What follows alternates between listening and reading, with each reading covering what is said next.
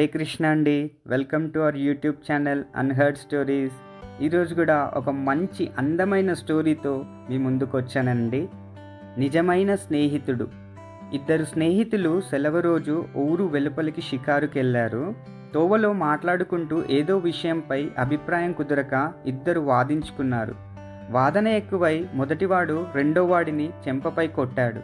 దెబ్బతిన్నవాడు అక్కడున్న ఇసుకపై ఈరోజు నా స్నేహితుడు నా చెంపపై కొట్టాడు అని రాశాడు. మళ్ళీ ఇద్దరు ముందుకు నడిచారు. మరికొంత దూరం వెళ్ళాక ఇద్దరికి దాహం వేసి ఓ మడుగు దగ్గరకు వెళ్ళారు. చెంప దెబ్బతిన్న మిత్రుడు ముందు నీళ్ళలోకి దిగాడు. అక్కడ ఊబి ఉంది. అతడు ఊబిలోకి కూరుకుపోతుండగా వెంటనే ప్యాంటు విప్పి మిత్రుడికి దాన్ని అందించి బయటకు లాగాడు మొదటి మిత్రుడు. బయటపడ్డాక రెండోవాడు ఓ బండరాయిపై ఈరోజు నా మిత్రుడు నన్ను ప్రమాదం నుంచి రక్షించాడు అని చెక్కాడు. మొదటి విషయాన్ని ఇసుకపై, రెండో దాన్ని రాయిపై ఎందుకు రాసావని మిత్రుడు అడగ్గా, ఇసుక మీద ఏదైనా రాస్తే రేపటికి చెరిగిపోతుంది.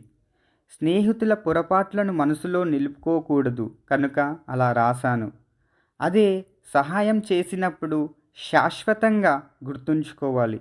అందుకే రాయిపై రాశాను అని చెప్పాడు. స్నేహితులే కాదు, ఎవరు తప్పు చేసినా క్షమించి మరచిపోవాలి. వారు చేసిన సహాయాన్ని మాత్రం కలకాలం గుర్తుంచుకోవాలి. Thank you. హరే కృష్ణ.